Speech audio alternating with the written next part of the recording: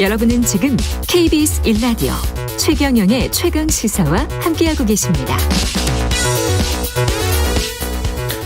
네, 임혜숙, 박준영 두 장관 후보자의 임명을 반대하는 목소리가 여당에서 처음으로 공개적으로 나왔습니다. 최소한 두 분은 민심에 크게 못 미친다. 장관 임명해서는 안 된다. 미룰 일이 아니다. 그게 민심이다. 송영길 대표, 윤호중 원내대표가 대통령에게 장관 임명 반대를 분명히 표명해야 한다. 이렇게 더불어민주당 오선 중진 이상민 의원이 이야기하고 있는데요. 직접 연결해서 관련 이야기 나눠보겠습니다. 안녕하세요. 네, 안녕하세요. 예, 어제 SNS를 통해서 이런 말씀을 하셨는데 왜 이런 주장을 하게 되셨습니까?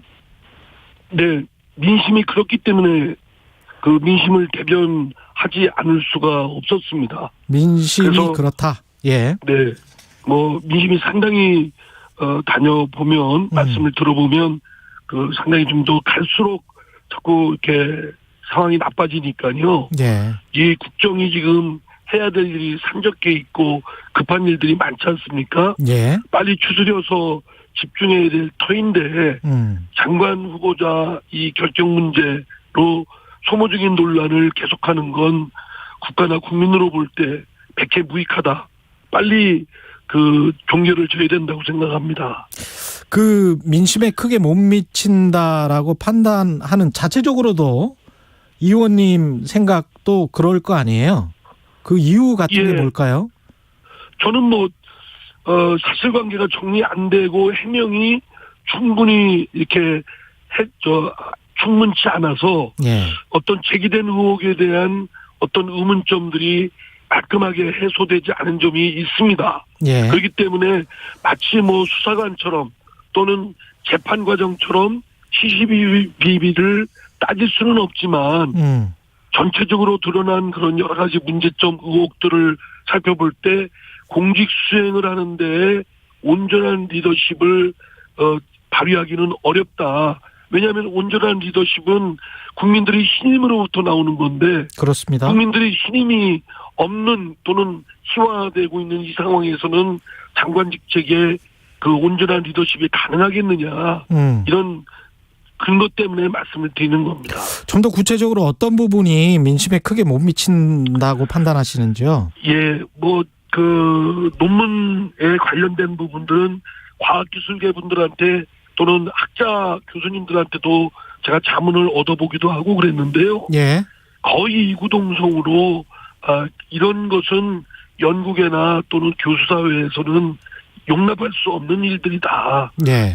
아주 심한 이렇게 모욕적인 표현까지 쓰는 분들도 계시고, 예. 또 그것이 이제 일반 시민들한테도 같은 더 하면 더 했지 적진 않고요. 예. 또 어쨌든 공금을 갖고 해외에 출장 나가야 되는데 가족들과 함께 갔다라는 거에 대해서는 정서적으로 우리 사회에서는 아직까지 받아들이지 않는 부분이다. 뭐 외국에서는 어떻다 하지만 각 사회마다 갖고 있는 문화적 또는 정서적 기준이라는 게 있지 않습니까? 그렇죠. 아직까지 그렇지 않았는데 갑자기 지금 장관 후보자의 경우에만 예외적으로 그걸 관행적이었다 뭐 이렇게 하는 건 그거는 이연령 비연령이다라는 생각입니다. 지금 말씀하시는 거는 임혜숙 과기부 장관 후보자 말씀하시는 거고요. 예. 네. 또 뭐 박준영 후보자의 경우도 어쨌든 드러난 그런 것들이 뭐 들어보면 구구절절 이런 사정이 있고 저런 사정은 있겠죠. 예. 그러나 그게 정도가 너무 지나치다. 또 일반 시민들이 볼 때는 너무 희화할 정도로 좀 지나치다라는 것이 예. 대체적인 생각들이신 것 같습니다. 예. 그렇다면 이건 청와대의 인사검증 실패다 이렇게 생각을 하십니까? 뭐 추천이나 검증 과정에 있어서 모든 게 완벽할 수는 없겠죠. 예. 뭐 그게 의도적으로 그럴 리가 있겠습니까? 하다 보면 구멍 생기는 것도 있고 미처 못 본 부분도 있는데 예. 어쨌든 그러나 나중에 그러한 사실이 발견이 됐다면 그러면은 추천과 인사 검증 과정은 보완이 필요하다는 것은 틀림없는 것이죠. 의원님 외에도 민주당 내에서 이런 우려, 걱정의 목소리를 내는 사람들이 있나요? 예, 맞습니다. 많아요. 예. 근데 왜 표면화되지가 않죠? 아니, 내부적으로는 예. 이런 걱정의 목소리들을 내지만 예. 지금 당이 어쨌든 어려운 입장이고 또 총력을 기울여서 해야 될 입장인데 예. 자꾸 이제 이런저런 얘기가 나오면 분열적 그런 모습이 비춰지면 예. 국민들도 불안해하시고 또 국정 수행에도 지장이 있을까 이런 걱정을 하는 분들도 상당히 많은 거지요. 그렇다고 원활한 소통이라는 측면에서 본다면 당연히 할 말은 해야 되는 것 같기도 한데요. 새 네, 지도부는 어떻게 해야 될까요? 그러면 네, 송영길 대표를 포함한 새 지도부 있지 않습니까? 윤호중 원내대표. 네. 이게 그러니까 반대. 송영길 대표가 예. 이제 윤호중 대표가 최근에 이제 선출된 당 지도부 아니겠습니까? 예. 민심도 잘 아실 테고요. 예. 뿐만 아니라 국회의원들의 뜻을 물으려면 의원총회를 통해서 표출된 의견도 중요하겠지만 설문지만 돌려도 금방 알 수 있는 부분이라고 생각됩니다. 설문지만 돌려도 알 수 있다. 예, 지도부가 몰라서 어떤 행동을 못한다 이거는 아닐 거라고 생각되고요. 예. 여러저러 고민이 있겠지만 그럼에도 불구하고 이를 시간을 끌고 갈수록 하면 오히려 백해무익하다. 소모적인 논란만 증폭된다라는 차원에서 지도부가 부담을 안고 대통령께 진언을 해야 되고 민심을 수습하고 반영하는 방향으로 나가야 된다고 생각합니다. 그러니까 대통령이 14일까지 그 국회에 의견을 달라라고 이렇게 다시 이야기를 했단 말이죠. 그러면 그때 여당의 입장을 명확히 전달해야 된다. 누구는 되고 누구는 안 된다. 이런 거를 명확히 전달해야 된다. 그런 말씀이시네요. 예, 지금. 그렇습니다. 야당은 뭐 입장이 이제 분명히 이제 공개적으로 표출이 됐지 않았습니까? 예. 이제 우리 여당 입장만 정리가 되면 될 거라고 생각됩니다. 예. 그것을 전달할 지위에 있는 분은 당대표와 원내대표이니까 예. 부담스럽고 여러 가지 고민스러운 부분은 있겠지만 그러나 선택을 할 수밖에 없는 상황이라고 생각됩니다. 결단의 문제지 예. 숙고의 시간은 아니라고 생각됩니다. 결단을 해야 된다. 그 14일까지 아니면 14일 날에 또 간담회를 한다고 했으니까 그때 그 전이라도 하루라도 한시라도 빨리 하는 것이 저는 적절하다고 생각되고요. 예. 고민 많이 한다고 해서 결론 달라지겠습니까? 고민만 더 깊어지죠. 그렇군요. 예. 김부겸 총리 후보자와 관련해서는 어떻게 생각하세요? 야당은 연계해서 지금 이야기를 하는 모양새인데. 그러니까 모든 것이 지나치면 모자람보다 더 나을 거 없다 이런 말씀들이 있지 않습니까? 예. 그 야당의 주장도 너무 억지 주장이다. 국무총리에 대한 인준 절차는 헌법에 규정되어 있는 절차입니다. 예. 이것은 야당이 거부하고 한다고 해서 거부할 수 있는 성질이 아니라 반드시 인사청문회를 하면 국회의원 전원의 인준 절차를 통해서 그 임명 여부가 결정짓도록 되어 있습니다. 예. 그렇기 때문에 헌법에 정해진 절차대로 인준 절차는 국회 국무총리에 대한 인준 절차는 절차대로 진행을 하고 예. 장관에 대한 부분은 장관의 그 부분은 별도로 또 협상이나 의논을 해야 된다. 이것이 균형 있는 방법이지 그냥 다 송두리째 모두 다 비토하고 거부하고 안 된다. 이러면 국정을 마비시키겠다는 떼거지에 불과하다. 예. 그 또한 국민들로부터 외면을 받을 것이다라는 말씀을 감히 드립니다. 법사위원장 자리 가지고 계속 이 여야가 격화되고 있잖아요. 네네. 어떻게 생각하십니까? 이 부분은 법사위원장 저도 야당 의원일 때 법사위원장을 했습니다. 예. 그렇기 때문에 사실 개인적인 의견이나 논리의 일관성 이런 걸 당위성을 따지면 예. 당연히 그 관행은 존중돼야 된다고 생각하는 게 제 개인적 입장입니다만 예. 또 그런 입장은 전부터 그런 피력을 좀 해왔고 그러나 뭐 그건 제 개인적인 입장이고 지금 원내 대표는 나름의 협상 전략, 대야 협상 전략을 갖고 있기 때문에 예. 제가 그를 뭐 약화시키는 발언은 좀 자제하겠습니다. 그 발언을 자제하겠다는 뜻이 약간 좀 그래도 협상에 임해야 된다. 여당이 그런 뜻으로도 해석이 되네요. 글쎄요, 제 개인적인 생각을 제가 쉽게 말하기가 예. 잘못하면 제가 그냥 저 당내에서 나쁜 사람이 되니까. 예, 알겠습니다.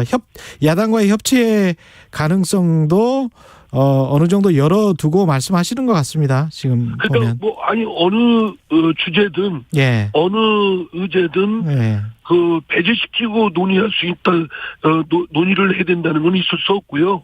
모든 걸 다 논의를 해야 되는 건 그 여야 협상 간에 그건 뭐 절대적인 원칙이라고 생각됩니다. 예. 전직 대통령하고 이재용 삼성전자 부회장 뭐 같이 한꺼번에 패키지로 이렇게 논의할 문제는 아닌 것 같긴 합니다만은 각각의 그 다른 문제가 있을 수 있어요. 사면과 관련해서는 어떻게 생각하세요? 사법정의도 매우 지켜야 될 원칙이고요.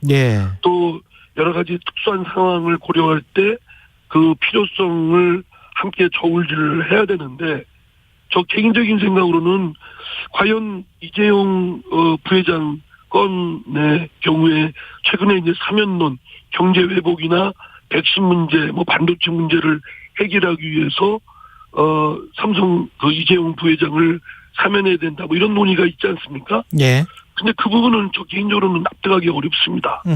이재용 부회장의 경제 범죄를 범죄 또 형사 범죄를 저지른 그 정도와 지금 특별한 사정을 헤쳐나가야 되는데 이재용 부회장의 필요성이 이게 잘 맞아 떨어지지가 않아요.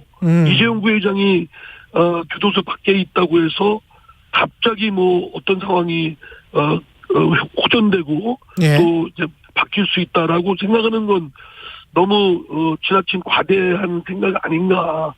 오히려 그쪽 입장 이재용 부회장 쪽에 상당한 로비력이 언론이나 또는 사회 일각 또는 정치권에 이렇게 좀 불어넣어진 거 아닌가라는 의심까지 들 정도입니다.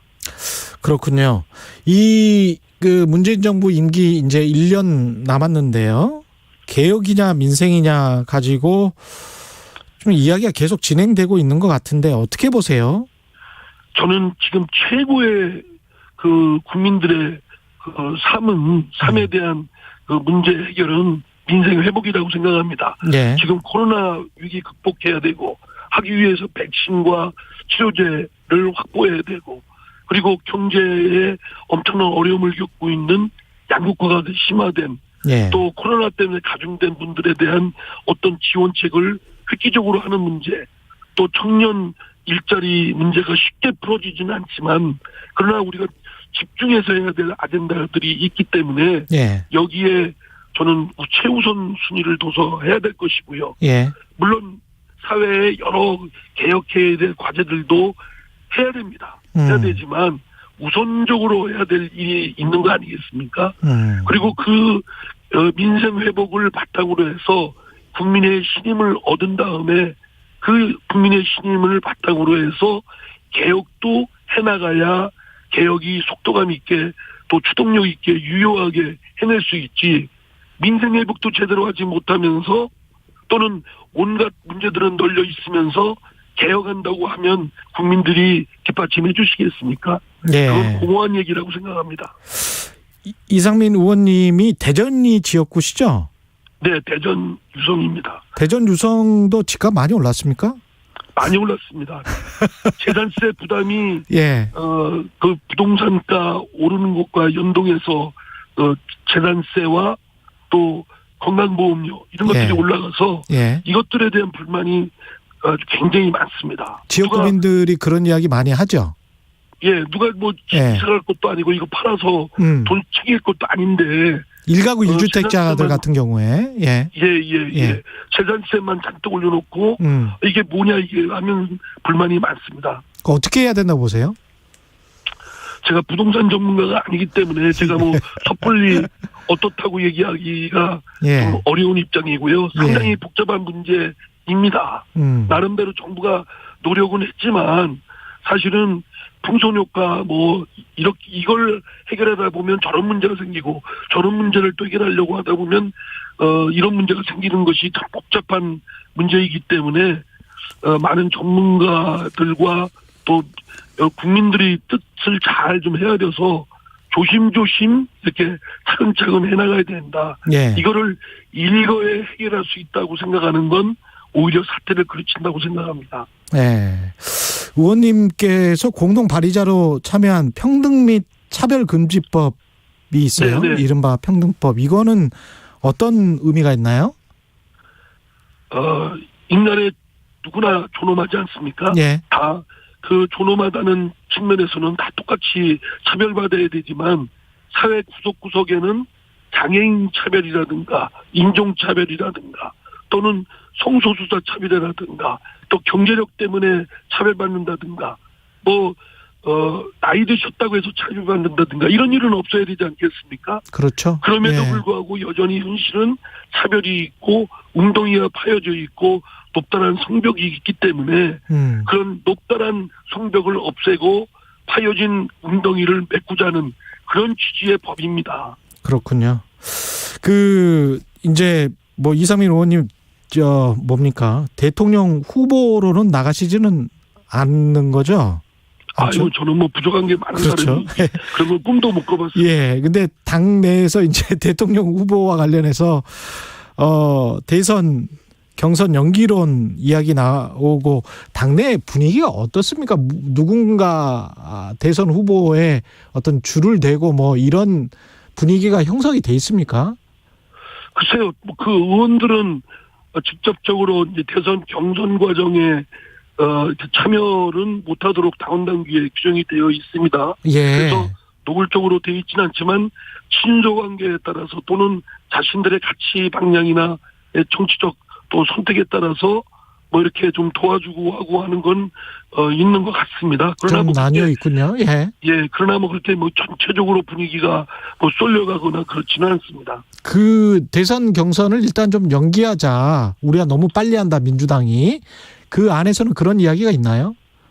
글쎄, 거기에 그런 관해서는 얘기는 어떻게? 별로 예. 저도 언론을 통해서만 듣고 있고요. 예. 그게 뭐 더불어민주당 내에서 뜨거운 쟁점이 지금 아직은 뭐 그렇게 아닌 것 같습니다. 뭐 일부 예. 제기하는 의원들이 있고 반박하는 의원들이 있는데 저는 이 문제도 예. 그렇게 뜨거운 논란이 될 그런 성격은 아니라고 봅니다. 그게 중요하냐?